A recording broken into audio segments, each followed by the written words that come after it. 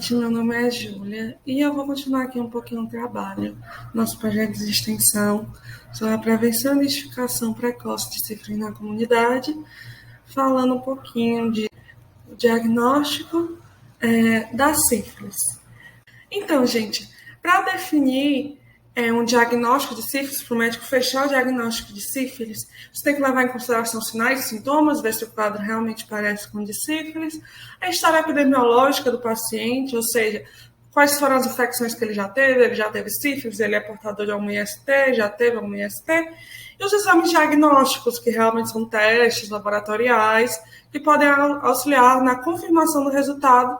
E esse diagnóstico, então, vai ser feito por toda essa gama de fatores. Aí, quando a gente pega os exames diagnósticos existentes, existem dois tipos. Os exames diretos, que são os exames que vão procurar realmente o agente causador da sífilis, ou seja, vai procurar o treponema pálido, diretamente no microscópio, e os testes imunológicos, que vão procurar anticorpos que vão existir em decorrência da sífilis, que vão ser produzidos ou para combater a sífilis ou devido a outra substância. Então, um dos principais exemplos de exame direto, talvez mais importante, é a microscopia de campo escuro.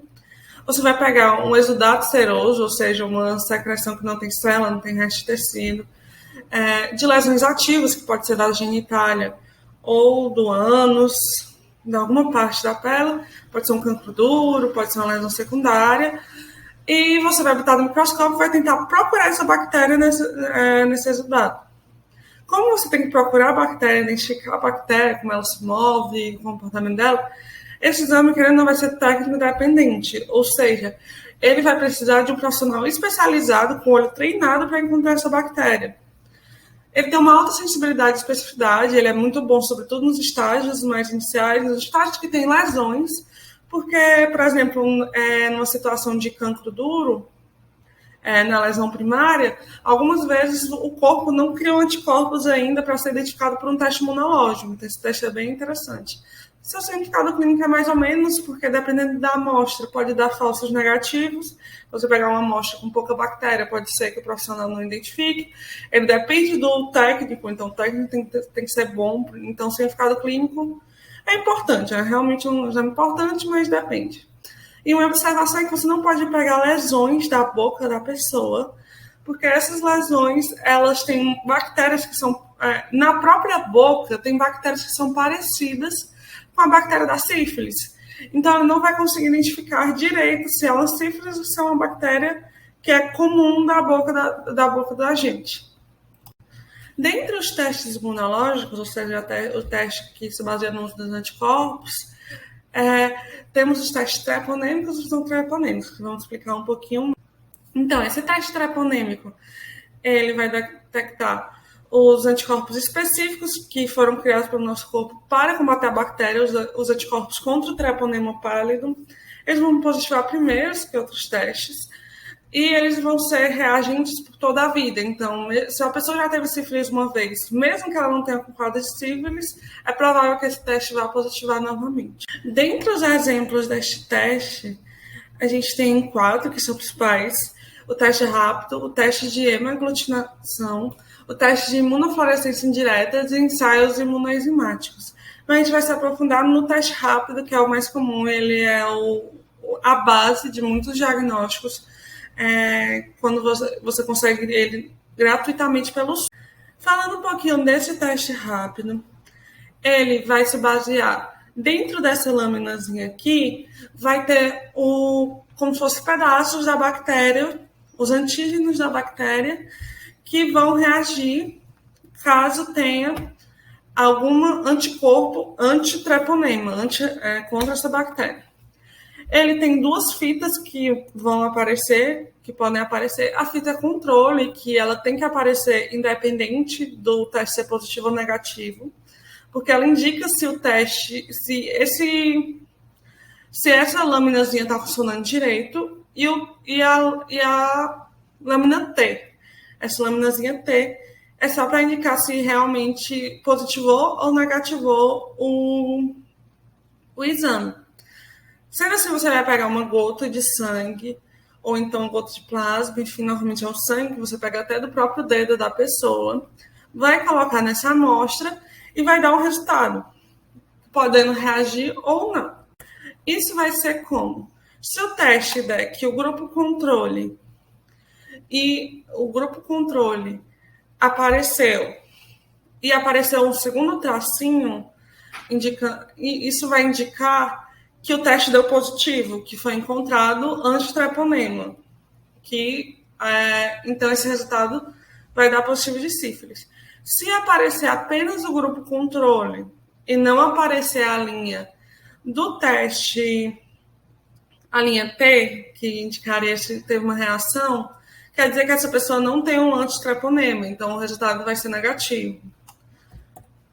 Um detalhe importante é que se a linha controle não aparecer, mesmo se aparecer a linha teste ou não, esse teste vai ser inválido. Essa linha controle, ela existe para dizer que o teste está funcionando. Se ela não aparecer, quer dizer que esse teste não funcionou, você vai ter que repetir esse teste com outra lâmina.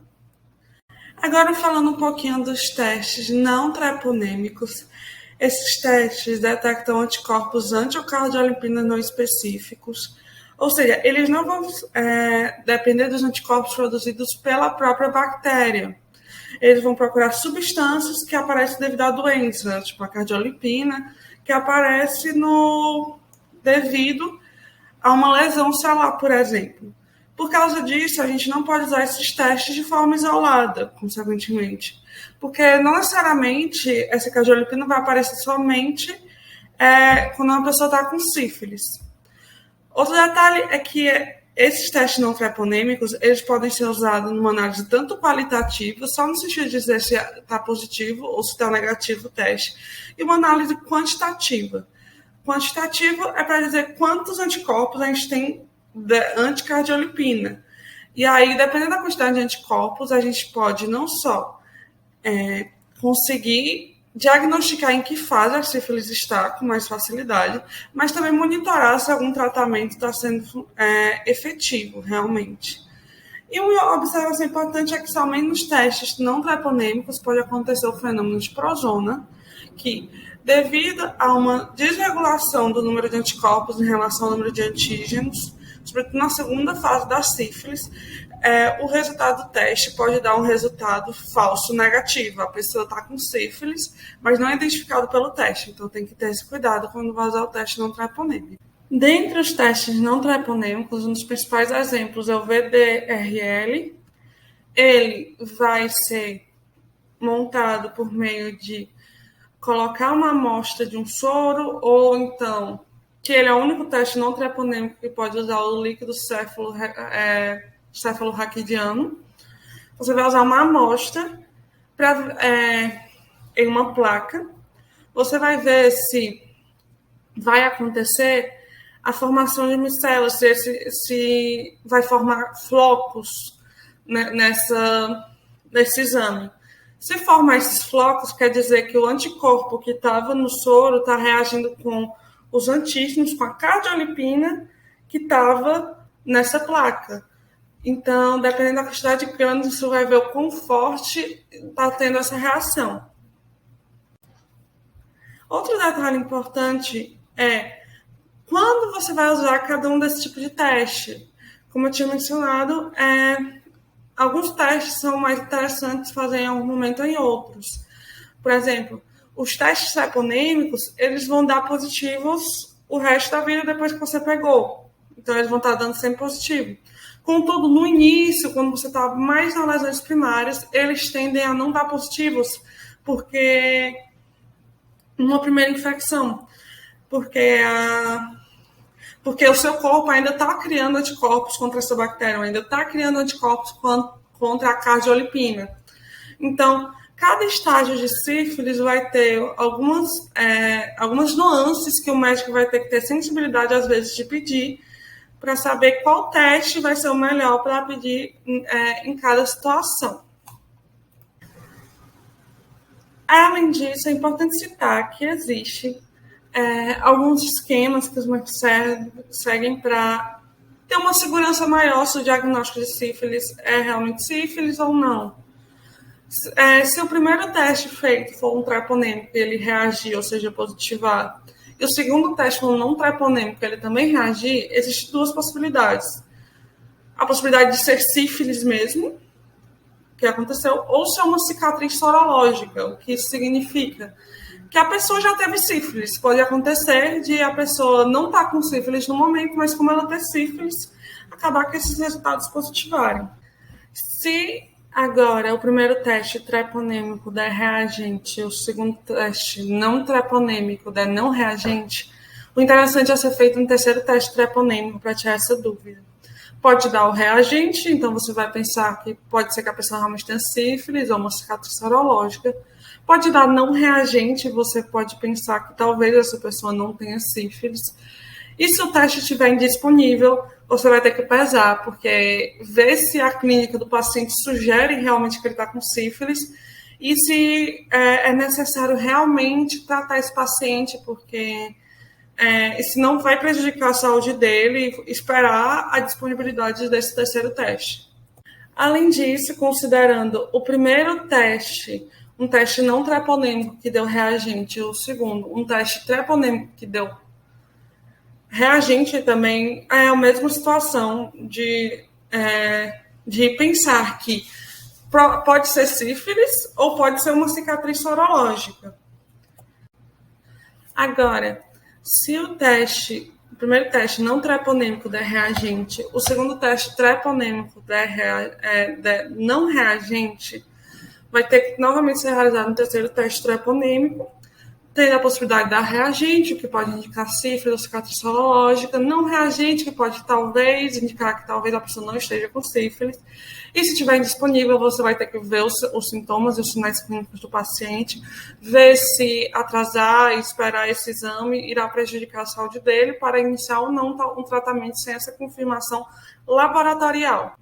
Agora, se o primeiro teste, sendo ele treponêmico ou não treponêmico, não reagente, e se você não identificar na clínica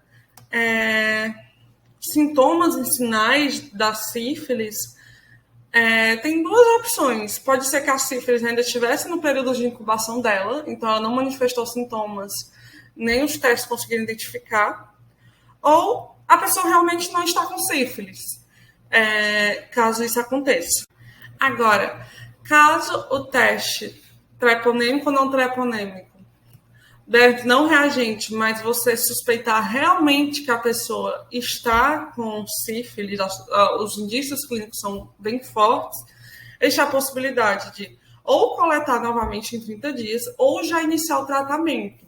Nisso, o médico vai ter que pesar a saúde do paciente, porque você não pode ficar adiando sempre o tratamento. Ele tem que ver se realmente ele acha que vai ser mais benéfico iniciar esse tratamento, e dependente da pessoa ter confirmado laboratorialmente a presença de sífilis ou não. Agora, falando um pouquinho sobre o diagnóstico da neurosífilis. Ele é bem também dinâmico, você precisa ter em consideração de achados clínicos, e identificar também alterações no líquor, que você pode identificar tanto pelo VDRL, aquele teste não treponêmico que eu disse, e indicar também no próprio líquor a pleocitose, que você vai encontrar um aumento dos leucócitos, sobretudo um predomínio linfomonocitário. A indicação de punção lombar vai ser para os pacientes que apresentam sintomas neurológicos ou oftalmológicos, que podem indicar que está tendo essa complicação da neurosífilis. Em casos de evidência, de outras evidências de que a paciente está com uma sífilis terciária ativa, o que pode também, então a pessoa pode ter realmente neurosífilis também. Após uma falha do tratamento clínico sem a reexposição sexual, ou seja, se a pessoa não teve essa reexposição sexual, quer dizer que não é um novo caso de sífilis, é só o mesmo caso de sífilis que não conseguiu ser curado efetivamente. E também, e no caso da pessoa ser portadora do vírus da HIV, independente da história sexual dela, se teve falha no tratamento, você pode suspeitar de neurosífilis. E sobre o tratamento dessa neurosífilis, se você só vai tratar o paciente se ele tiver sintomático, não. Você vai ver as possibilidades, porque o diagnóstico desse paciente vai ser múltiplo. Então, se eu tiver casos em que o VDRL deu positivo, mesmo sem apresentar sinais e sintomas neurológicos ou oculares, eu posso suspeitar realmente da neurosífilis e já posso iniciar um tratamento.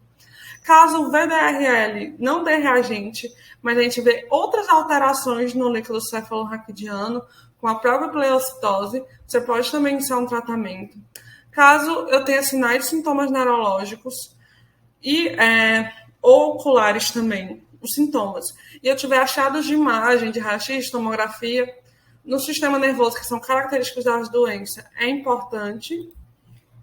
E também você tem que iniciar o tratamento se você não conseguir identificar, tipo assim, que os achados são muito característicos dessa doença, dependente de resultado, e que você realmente acha que é sífilis e você não consegue pensar em outra doença que possa ter causado isso. Então, gente, por hoje é só. Obrigada por quem acompanhou até aqui. E fiquem ligados, porque a gente vai ter mais informações sobre as questões de sífilis no nosso Instagram. Obrigada, um abraço a todos.